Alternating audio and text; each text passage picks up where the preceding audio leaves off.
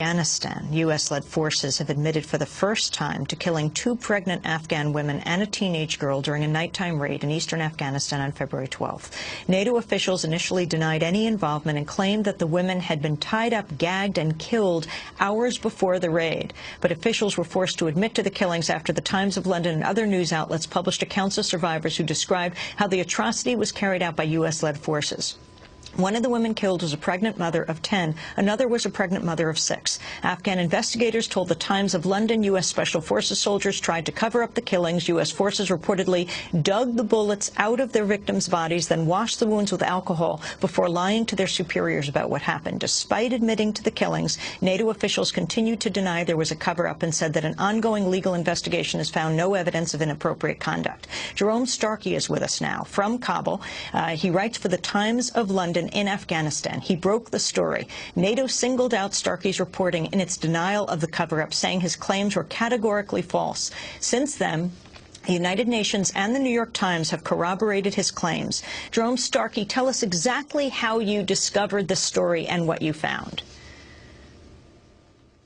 Well, my intention was first brought this story by NATO's own extraordinary press release, which talks about the gruesome discovery of these 3 women tied up, gagged and killed, and that just sounded incredibly unusual to me. So although immediately soon after the raid we made contact with survivors, with relatives, and we made our way down to Gardez, and the family took us to the scene of the raid.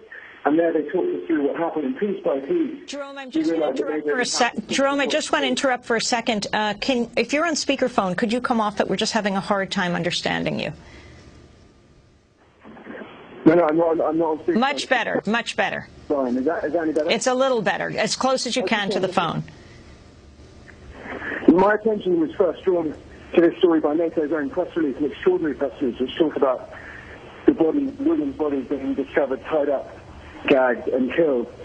It just sounded so unusual, so we made contact with relatives, survivors, people who've been there, including the Vice-Chancellor of Gardez University, and they invited us down to Gardez, and they said if we could get to Gardez to see them, they would guarantee our protection, they would take us out to the scene, and that's what they did. And when we were there, in a series of interviews with survivors, with Afghan officials, piece by piece, NATO's story just unraveled. They said that several militants were killed. When we spoke to the family, when we spoke to local officials, we discovered 3 women and 2 men were killed.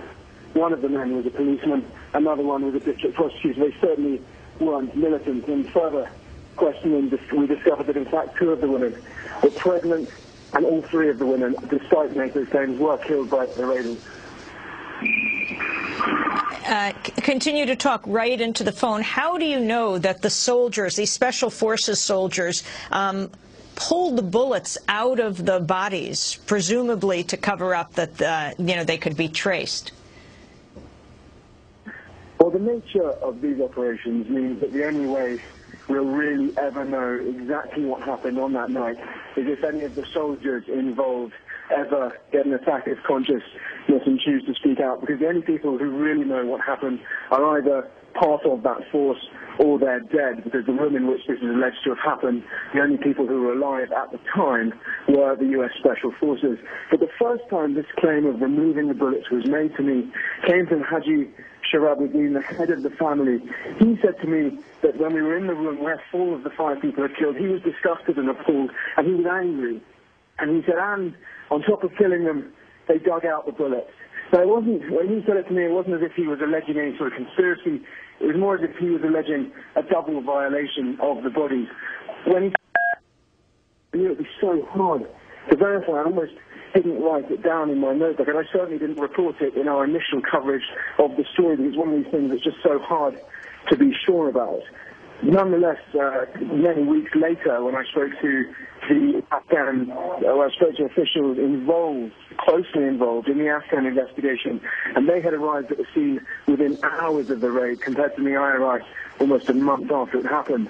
And they confirmed these allegations, and they had drawn this conclusion on the basis of testimony of the survivors, on the basis of analysis of photographs of the victims' bodies, particularly photographs and footage of the entry wound where the bullets appear to have gone in, and because they said they'd been unable to recover all of the bullets that they understood had been fired during the raid.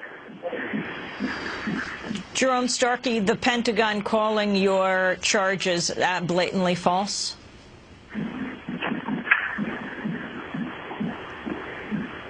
Jerome? Jerome? Well, let me... Hello? Hi, Jerome. Can you hear me? I can hear you now. Sorry. Okay. The Pentagon calling your charges blatantly false. Well, indeed. And not only did they categorically deny my suggestion of a cover-up when we first made it last month, they maintain that whilst they now admit the 3 women they said they'd found killed, they in fact killed them, they insist still this wasn't a cover-up.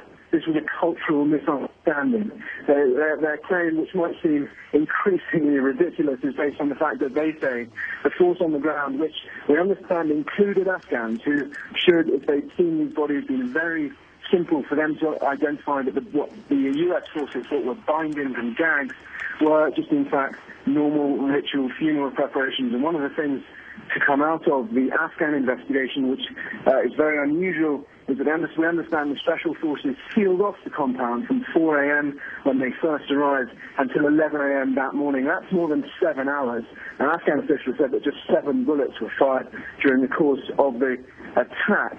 So it's not exactly clear, still not clear, why the U.S. Special Forces would have stayed on location for such a long time. And we understand it's during that time, during some of that time, that some of the relatives began preparing their dead wives, daughters, brothers, fathers for burial. Jerome Starkey, I want to thank you for being with us. Times of London correspondent in Kabul, Afghanistan, broke the story. Glenn Greenwald, we just have 30 seconds, but the significance of this and how the press covered this attack. The similarities between this story and the Iraq one we just talked about are obvious. Here you have an incident that we know about only because of sheer luck and determination on the part of a single reporter. And again, the military lying about what took place. And if you go back and read the accounts from CNN, the New York Times, and others, all they do is mindlessly repeat what the Pentagon said without any questioning at all. That's the way the media reports on these things. That's how we as a country end up propagandized about it. Well, Glenn Greenwald, I want to thank you for being with us, blogger for Salon.com. And again, thank you to Jerome Starkey, who is in Kabul, Afghanistan now.